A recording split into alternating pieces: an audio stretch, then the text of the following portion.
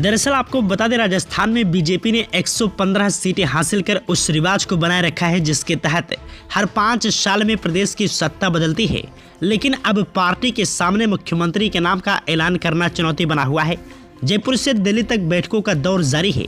वसुंधरा राजे ने गुरुवार को पार्टी अध्यक्ष जेपी नड्डा से मुलाकात की और राजनीति हलकों में चर्चा होने लगी कि वसुंधरा मुख्यमंत्री पद की दावेदारी के अहम किरदारों में से एक है। हालांकि वह बयान दे चुकी हैं कि पार्टी लाइन से बाहर किसी भी स्थिति में नहीं जाएंगी। क्यों वसुंधरा राजे मुख्यमंत्री पद की पंक्ति में सबसे अहम किरदार मानी जाती हैं? इन सवाल के कई जवाब हैं। वह 2 बार प्रदेश के मुख्यमंत्री रह चुकी हैं और कहा जाता है कि फिलहाल प्रदेश में उनके मुकाबले का कोई ऐसा नेता नहीं है जिसके पास इस पद का तजुर्बा और समझ हो। अगर नजर डालें चुनावी नतीजों के बाद की तस्वीरों पर, तो राजे एकमात्र ऐसे नेता थे जिन्हें खास तौर पर दिखाया जा रहा था।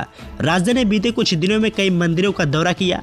वह दौसा के मेहंदीपुर बालाजी मंदिर पहुंची तो जयपुर के मोती डोगरी मंदिर में भी नजर आई। यह ठीक 2013 की कुछ झलकियों की तरह था।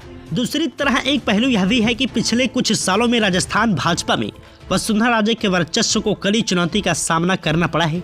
पार्टी के भीतर उनके कई प्रतिद्वंदी उभरे हैं और प्रमुखता से सामने आए हैं। वहीं आपको बता दें, चुनाव से पहले और चुनाव के बाद भी यह चर्चा सामने आती रही कि वसुंधरा राजे के कई वफादार विधायकों द्वारा लगातार उन्हें राजस्थान चुनाव में भाजपा का चेहरा बनाए जाने की मांग की जाती रही। इससे वसुंधरा को उनका कद बढ़ाने में एक हद तक कामयाबी मिली है। बीजेपी आलाकमान इस बात को जानता है कि वसुंधरा राजे की मंशा के बिना किसी भी तरह का कदम उठाना उन्हें उल्टा पड़ सकता है। यही वजह है कि सीएम के नाम पर काफी मंथन हो रहा है। एक और करने वाली बात होगी कि वसुंधरा राजे के लिए मुख्यमंत्री की कुर्सी पाना इस बार उतना आसान भी नहीं है जितना 2013 में था। कुछ वक्त पहले तक जहां उनके सामने सीएम की कुर्सी की दौड़ में सतीश पुनिया और केंद्रीय मंत्री गजेंद्र सिंह शेखावत सहित पार्टी के अन्य दावेदारों के नाम चल रहे थे, वहीं अब तिजारा से विधायक बनकर विधानसभा जा रहे पूर्व सांसद महंत बालक नाथ भी आ गए हैं।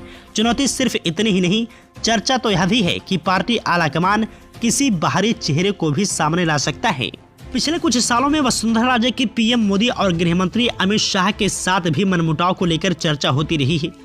कहा जाता है कि वसुंधरा राजे का हिंदुत्व के मुद्दे पर स्टैंड थोड़ा अलग है और वह विकास के मुद्दे को आगे मानती हैं। हालांकि राजे ने गहलोत सरकार को निशाना बनाने में कई बार हिंदुत्व समर्थक रुख अपनाया था, जिसे लेकर अटकलें शुरू हुई कि वह अपना रुख बदलती हुई नजर आ रही हैं। बात अगर टिकट बंटवारे की करे तो कई ऐसे उम्मीदवार हैं जिन्हें भाजपा ने राजे की सिफारिश के तहत मैदान में उतारा था। अब यह विधायक वसुंधरा को काफी फायदा पहुंचा सकते हैं।